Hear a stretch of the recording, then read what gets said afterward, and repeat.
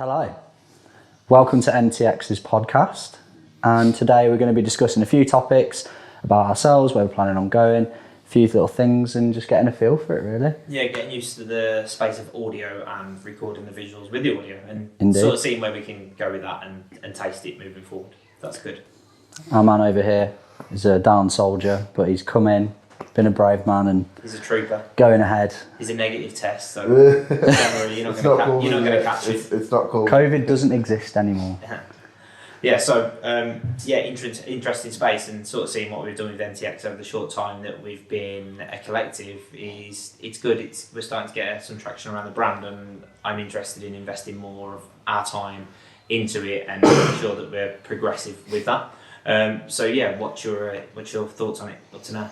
I think we've took a long time to kind of find our feet, but realistically this has all been like a good learning process for all of us. We've all brought different things to the table. And I think with trial and error, we've now found what we want to do, how we want to do it. We've started to get a lot of traction.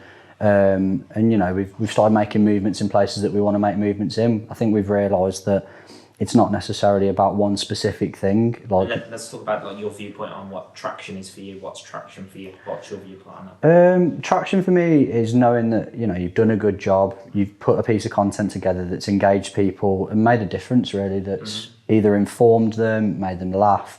It's got their attention one way or the other. And for me, I feel like that is a key thing to be able to do. Cool. And Akudo. How you feeling? How you doing? I'm hanging in there. Dying. I'm hanging in there, but it's okay. I'm not sick. I just got this nasty cough. But yeah, I think like Fraser said, it took us a while to sort of get our heads around the whole situation. I personally believe we're not even there yet.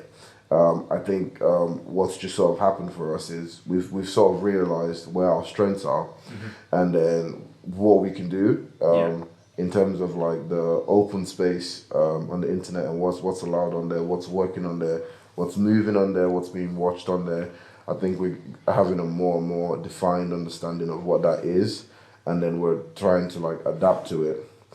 And I think the more and more we do, then sort of realize, because I think in an organization like ours, it's not necessarily being able to follow trends, or it's more predict. And I think that's where we've slowly been inching towards, which is really good for us, is being able to understand I think we've been able to have a better understanding of the platforms and how we can utilise them to our advantage and provide value to this traction that we're talking about, and obviously that's attention around 100%. the brand. I think that's what we're starting to get now. We're starting to get some decent traction around the brand. We're getting some people starting to notice. Every time I have a conversation with somebody outside within my office framework of the tyre bay or the service bay, a lot of people are starting to pick up that Ntx is actually a thing, that we're doing something with it, and the consistency of that is going to prove obviously more over time, and that's really good. I'm excited to get more going, keep putting more out, and obviously when we talk about traction, for me it's purely attention around the brand. Attention is everything. That's the only commodity that we're sort of we're looking to gain more of. Attention. We're getting more attention. I like it. It seems to be working better than it has done before, and kudos said, we're not there yet, and I don't think we'll ever be there. There is an arbitrary You're only ever going to grow. Of course, it's just more attention around the brand, and by providing more solutions to more people, and that's what we want to do. We want to help people provide more solutions so they can help their brand grow more, not to get them there, just to help them get more. I think we've just opened the book, really. We understand now there's not just one type of content that can go out there. We've started making 15-second, 30-second, 10-second, up to long episodes. It doesn't matter, but I think it's mainly just knowing where you stand and what you're putting out is sort of key, and keeping that engagement going and being consistent. Such a big part.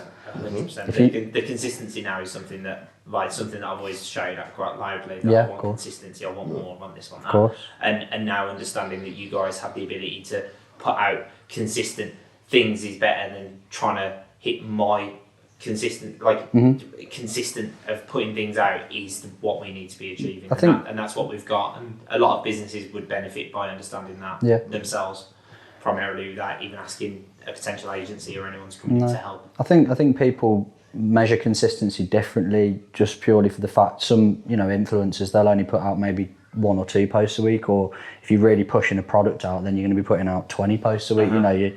You've got to sort of be realistic. It comes down to the variables of what that brand. Oh yeah, does. So 100%. For instance, us as a garage, that one DPF post a year is probably not strong enough if we want to talk about DPFs. But we do breaks, we do so many other things. So we have to put out hundreds of different pieces of content to meet the mass amount of variables that are in the business. So and it's the same. Like we've seen incredible growth within the Akudo platform of Akudo being a chef. Yes, and we've seen that's massively shot up. It's cross-pollinated now into Ntx, and there's a video we're going to do now with Akudo making food, Ntx food, all that kind of stuff, and it's just interesting to see what we can sort of collab with and get out there.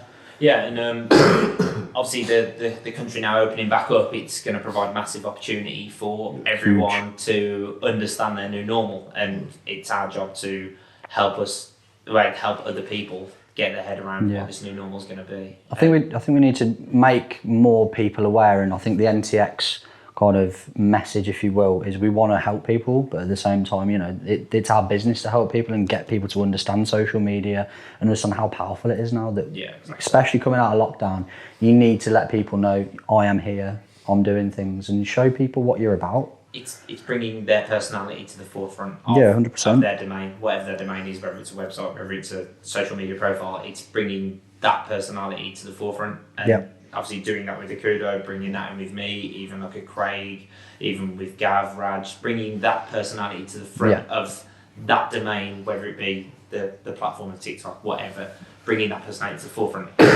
is our game. And that should be everyone's game. It's just obviously helping people highlight the importance of that, and then building that organic sort of like consistency, and then looking, if you want to go down the pay to play route, it's like, right, okay, cool, that's great. Or if you just want to go down the pay to play route, that might be the only way you want to do it too. It's like there's exploring all the options rather than sort of just the one. Taste the one. So. I think with paying to play, and for people that don't know, pay to play means when you're putting out content, you need to be putting money into it to boost it, to then essentially put that into a wider audience.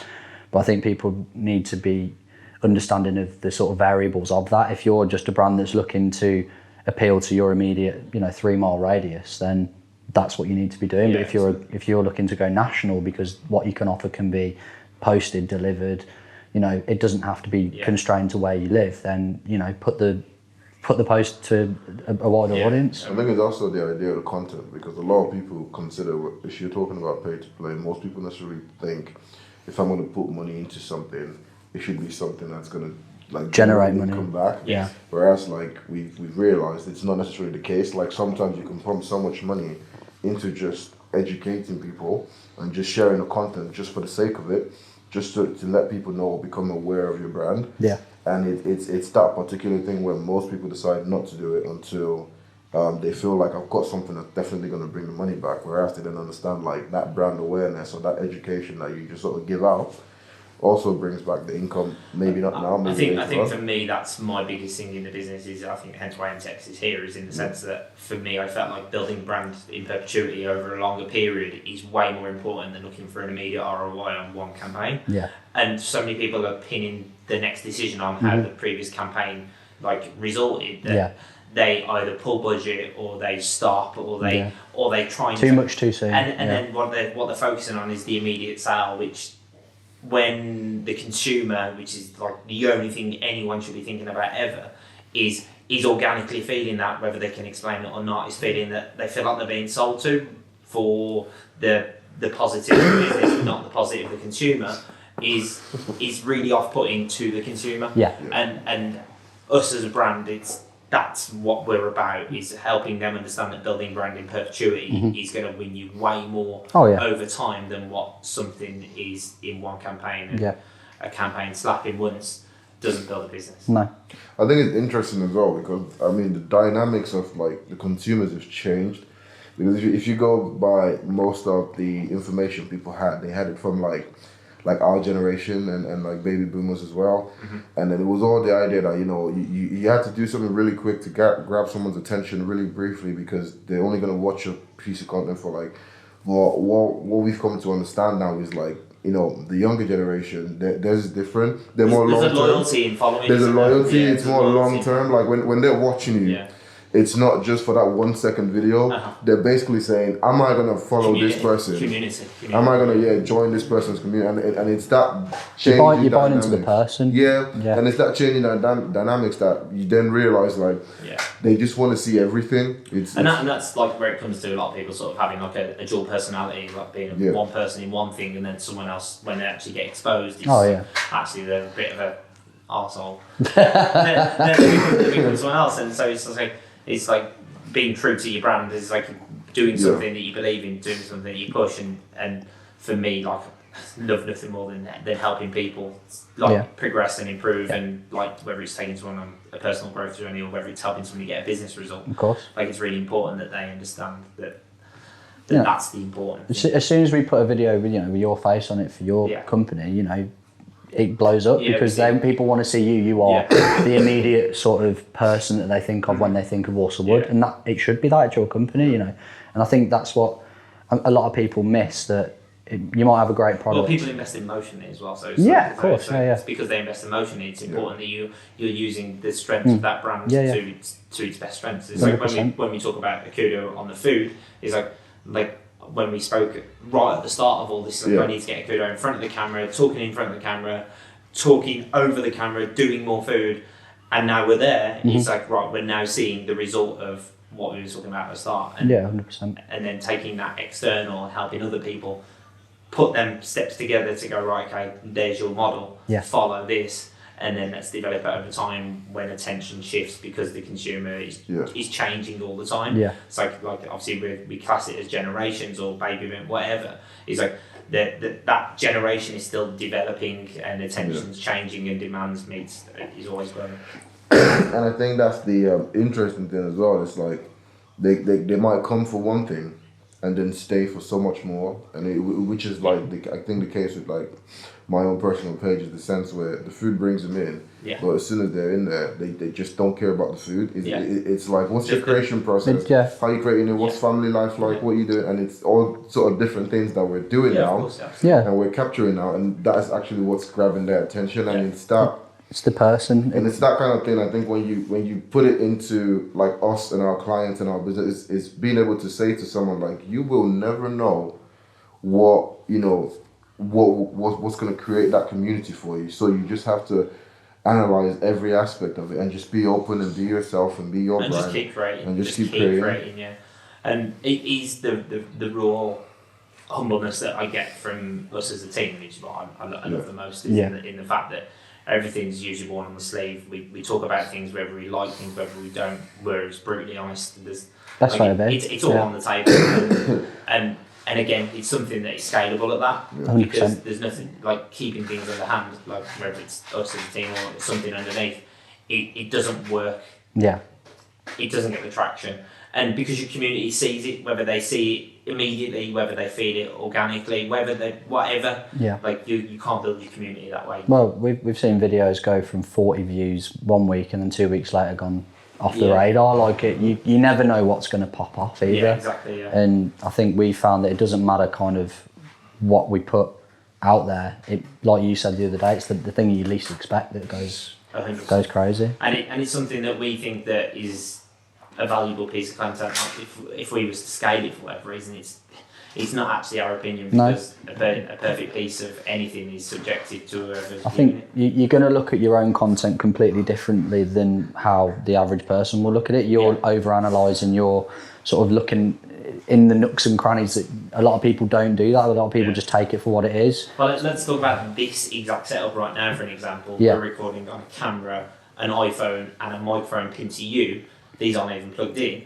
But it's funny because it's real. It's like we just do it to that shot of what we're going to get to put as the cover as this is going to be the thing that grabs the attention.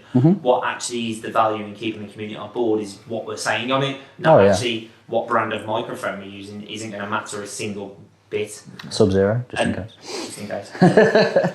But yeah, that's and this is what we're talking about, is in the realness of it, is obviously We're raw, we're here. Yeah, and we're here to help. Yeah, 100%. I think we've got a great scope of what we want to do and how we do it, and we just want people to join us along the way of this journey and, you know, Take value from it. take over the world. Take value, 100%. Let's talk about what we're doing with the service industry at the minute. Like, we're in, obviously, the Walsallwood Tyre and Service as the complete brand. Yes. Is obviously sugar daddy of this being able to happen. It's Of course. something that allows us to be part of, and obviously the decision that I took for us to separate the two brands to allow customers to have a complete better experience, whether it's one or the other, because of the variables that within that business. Obviously, our marketing now has to focus around the two being separate, and Yes. creating content for both sides Yes. is hugely important, because there's tyre customers and there's also service customers. Yes. But knowing that they can come in-house to get it is something that we bring them through that journey. Yeah. How have you found separating the content from one another? Talk about that. I mean, again, it goes down to the type of content, and then the personalities behind the content also. You know, from the service unit, I've had quite a lot of engagement from Raj and Craig, and they're putting their face to that brand, and I find that they're quite easy to work with, and I can put that kind of stuff out. But then on the flip side, when we're creating sort of, you know, corporate, clean, kind of more professional, rounded stuff, you know, I'll go down to the tyre bay, we get some crazy cars going in there. We started pushing out like almost a series of different things now that kind of follow the same sort of scope, but people then are now getting to know that we do car of the day, we do like Tommy's tips, we do little like tweaks where we know that they're Not sub-channels as such. Yeah, exactly. Like, people want to tune in to our show, if you will, because they now have got used to the kind of formula, and then it's nice when we start doing stuff off the cuff, i.e. the video we did when me and you just randomly went out on that tyre job, and it popped off. It got really thousands of views, and it's nice just to do that and be able to have that creative freedom. You know, you never really give me a complete direction, and we kind of just collaborate and just put stuff out that we think's going to work. Sometimes it does, sometimes it doesn't, but it's sometimes it doesn't work at the start, and then you find it 2-3 weeks later, it's like, actually, this is really popular. popped off, yeah. and then obviously this content is still only a year old, but it still sits prominent on a 100%, platform somewhere, 100%. and can easily be reshared, and then all of a sudden grow some organic Goes again, attention out yeah. of nothing.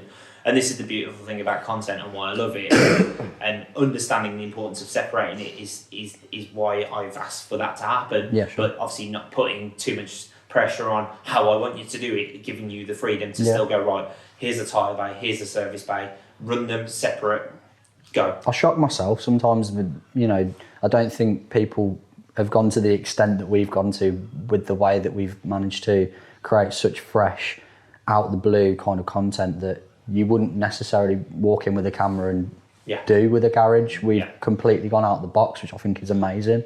When I look back on stuff that we've made even 3-4 months ago, I'm just like, wow, like, we thought of that and that happened. Like, and it's how quick we think of it. I don't even necessarily. I think it's the initial question where when we started, it was like, how do you film a garage? Mm-hmm. And we were at that point where we're like, they're mechanics, they fix cars and that's it. Like, what do we say? What do we do? How can we grow this? Whereas where we've gotten to the point now where it's for us, it's not a case of what should we do. It's a case of, okay, how many are we gonna do? Yeah. Because now we've just sort of figured out that formula, as the sense of like how to pull out something that doesn't seem like a story and make it a story. Yeah. And then it's also making it engaging so people understand like, oh, okay, that's amazing. And I think the beauty about it is being able to see a garage differently, because most people have that interpretation of it's a one-stop shop. Like, I go there for this and that's that. Yeah. But it's being able to now look online and see a garage separately. That's also an information center. It's not just where I get my car fixed. It's where I know how. It's a resource for me to get an answer for something without feeling the pressure of buying something. Exactly. Knowing the person before you go in there, because you've seen them online, instantly breaks down that barrier of whether they feel tentative around going in or anything like that.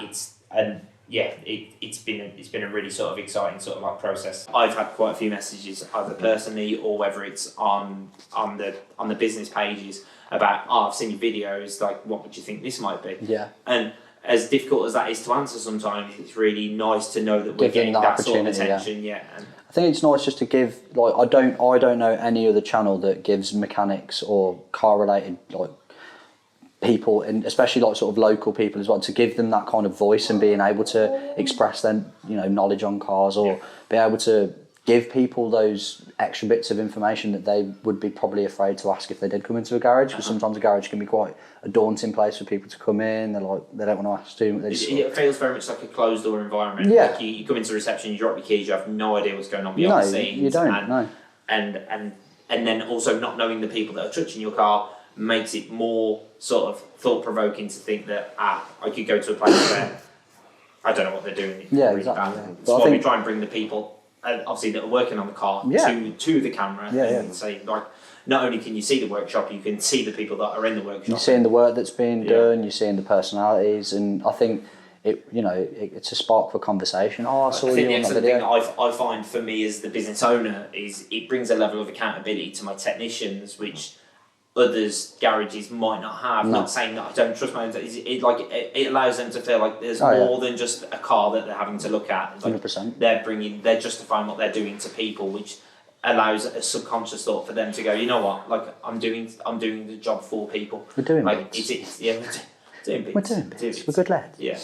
But yeah, no, I think it's a good. You took that sort of leap, obviously, when I joined, and then Akuda and whatever, and I think it's paid off tenfold with just getting the name out there and absolutely, and being able to actually be the first people to explore a garage in the way that we have. I don't know any other, apart from like on the tools, which obviously is very sort of building site related. Yeah, like in regard of auto trade areas. Yeah, there's a lot of people that sort of like selfie around and show you how busy they are, and that looks great. Come see how busy we are. It's sort of although like I imagine they're not flaunting it. It's lacking something. Yeah, it doesn't feel true to me. It feels like I'm not looking at other people. It's just like look and see how busy we are, and I don't know, like something doesn't quite fit with me there, but I also don't know what is, but all I know is like the twist that we have gives me a more organic feeling to just we're bringing value, like, and that's all I'm interested in is like what value am I bringing? 100%. What are we building community with this? Do we have supporters towards the brand that I can then direct to give more value that you can give more value to?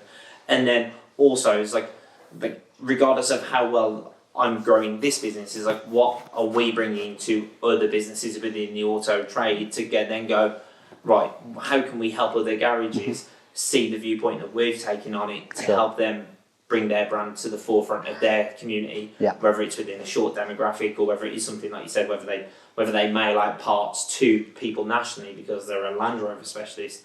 How can we show that it's important to them to take a similar stance on it? Of course, I think it's Warsaw Wood has been a strong business model to show what we could do. It doesn't matter if you chucked us in a gym or in a garage or in a barber's or wherever. We can show that we don't necessarily just do one element of videography or we don't just go in and do a promo video. We can really understand your brand. We can bring your employees and you to the camera and really get people to start seeing sides of your business that you necessarily understand like the strategies of what that business is doing 100%, and then bring value to that. Like the moment that I met you, instantly interested in what we was doing as a chef, forgetting everything that I did. Just literally just wanted to know what we was doing as a chef, just so I can understand that brand, and then put some organic feeling into that on a consumer perspective. Completely. And then you can obviously get into a better. I think then again, it's questioning. It's not, because it's not something that's typically done in that industry. Right?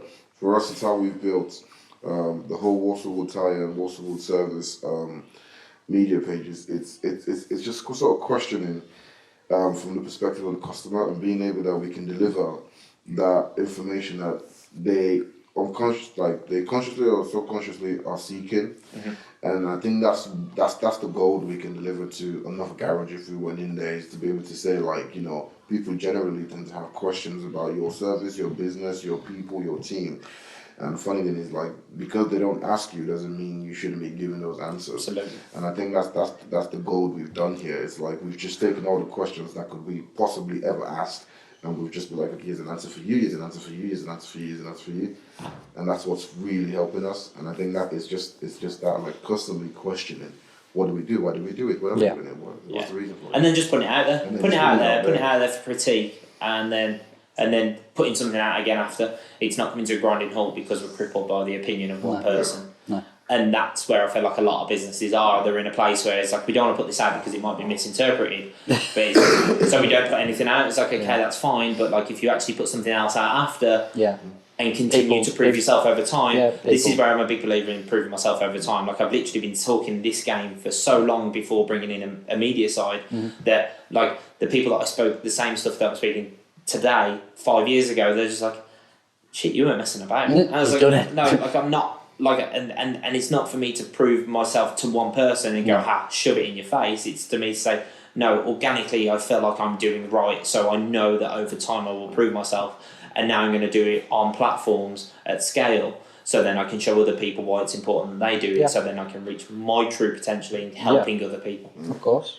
And I mean, you don't know how far, you know, a like might be someone like in the video we've put out, but that person then might start looking at Westwood and start... Well, he might be a fleet manager of 400 vans and then needs a Midlands-based solution for them vans to have tyre sorting.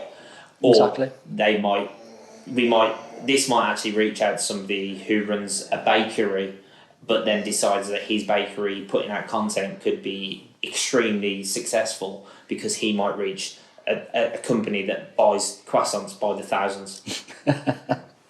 And that might work. Yeah, I mean, moving forward from that, you know, that's kind of where we came in with NTX, realising we've done so well with one brand that now we want to go out, obviously, and do other brands. And so far, you know, we've done a great job. We've worked with Savage, we've worked like with barbershops, and we're bringing in food and that kind of stuff. And I think there's such a big scope there, but it's sort of now taking those next steps, I think, and just seeing what we want to do. It's creating micro channels. Being free with what you create, like being free, creating the micro channels, and then creating at scale. Yeah. You don't even need to necessarily like hunker down and be like, we're only going to do this particular type of content, because I feel every piece of content that we do, whether it's, you know, a reel or if it's like a YouTube episode, it's nice to just be able to really explore that, but then and see what we enjoy and what that might spark.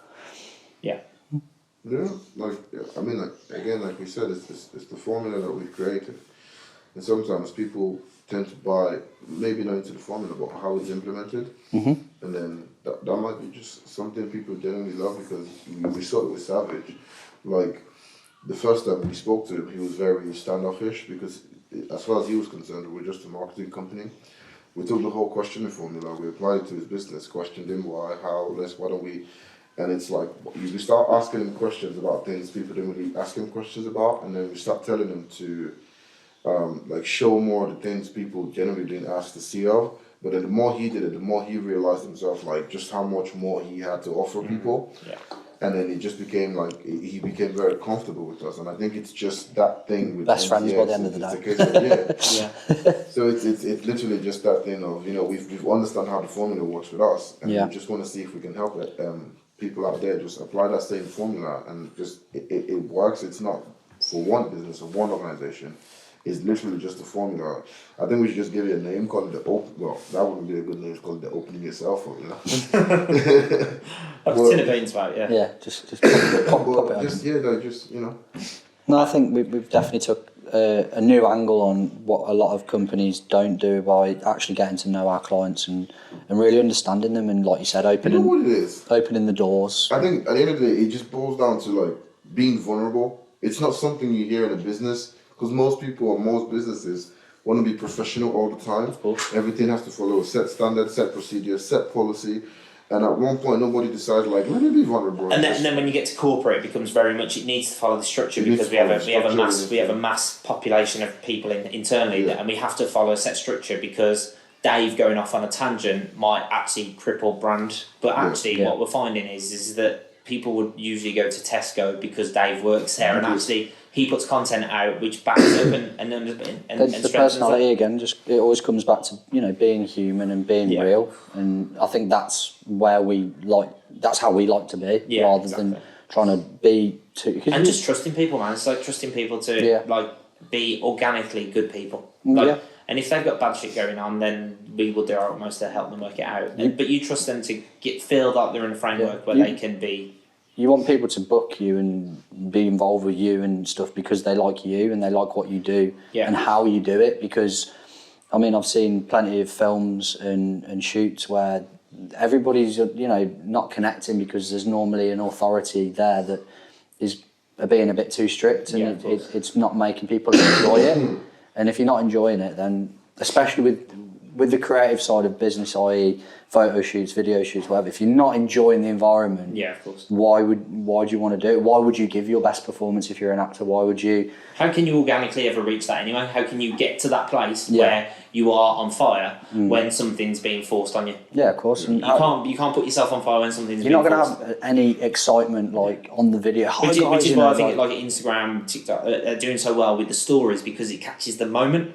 Like, it catches the moment. It can be as silly as you want as well. Like, there's no limit on being professional, or like I think a lot of businesses have really sort of gravitated towards TikTok and stuff. They've realised that you don't have to create these. You don't have to spend £10,000 on a video. Yeah, you can put your message across in your own way. I mean, it helps to understand the fundamentals. Yeah, don't get me wrong. Some things won't work, but I think there's such a wide platform there. You can cram that amount of information and personality into a minute that people are going to instantly engage with, than trying to be this machine and almost like take a robotic approach that's not really going to sell you as a brand or you as a the brand's worth nothing without the people behind it these days, unless you've got an AI-based machine which is doing everything for everything.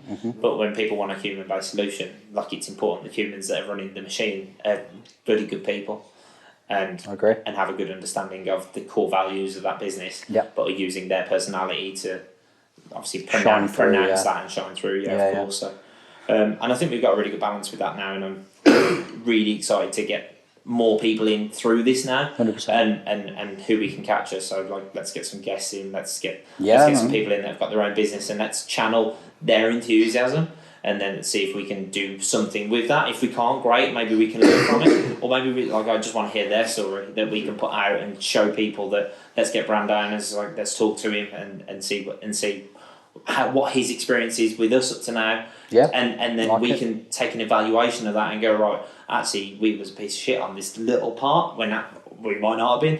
Who knows? I hope he's got good things to say about us. It's like, but that's what it's all about. It's like, right, what have we done? Cool, what are we going to do next? Everybody's too hung up on what have they done, whereas I'm only interested in, cool, what are we going to do about it? Yeah, like, get it out. There's been that many times it's like, cool, like and you've talked to me about a piece of content that might have slapped or might not.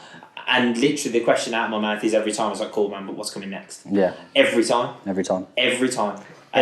And that's where we're at as a business. I think that's why we've got so much now and we feel like we're in a good place, is because literally when I've said, cool, what we've got coming up next, is like, you've got an answer for me, and I'm just like, sweet. Like, you can shut me up now. Whereas before, it's like, you couldn't, because I was just like, yeah, that's cool, but like, what are we going to do about it? Yeah, man. Like, what are we going to do next? We've always got something in the pipeline, haven't we? And I like that. I like that, because like, me thinking like a customer towards Ntx wants to know what's next. Oh, 100%, I only want to know what's coming next. Like, because we're not producing £10,000 videos, it's like we're producing like videos through the phone, we're repurposing. We're producing Ntx videos. We're producing, as much as I'm a videographer, like, I like to think, I'm a story. I like to be a storyteller in the sense that I like to be able to. It doesn't matter about the quality of the video. You take it on a journey. If I'm going to go and do a corporate video and a promotional video, bring the lenses, bring the lights, But when it comes to capturing a brand and a person, you don't need that if the message is strong. And if the personality is strong, if it's organic, if it's it doesn't. I'm sure there's a million videos you've watched of, any Gary Vee doesn't necessarily professionally film his little talks and stuff. He's usually getting followed around by someone's just filming it on their phone and he posts it because what he's saying is important, not how it looks. 100%. Yeah, absolutely. Yeah, man. I think, covered a lot of ground today. It's very excited to move forward with this as well and like just sit down and have a chat. It's nice to just take a minute out of the day. I think this is, it's nice. Should we do our first special guest, Sanka? Business mogul. He's probably relaxed. He's just, Master of all organic attention. Indeed. he's having the time of his life right now. But yeah, just to wrap up, thank you guys for watching, and we look forward to seeing you next time. Catch you next time. Hopefully I won't have a mask on next time. And I won't be dying. But yeah, guys, check out our content, and see you on the next one. Catch you soon.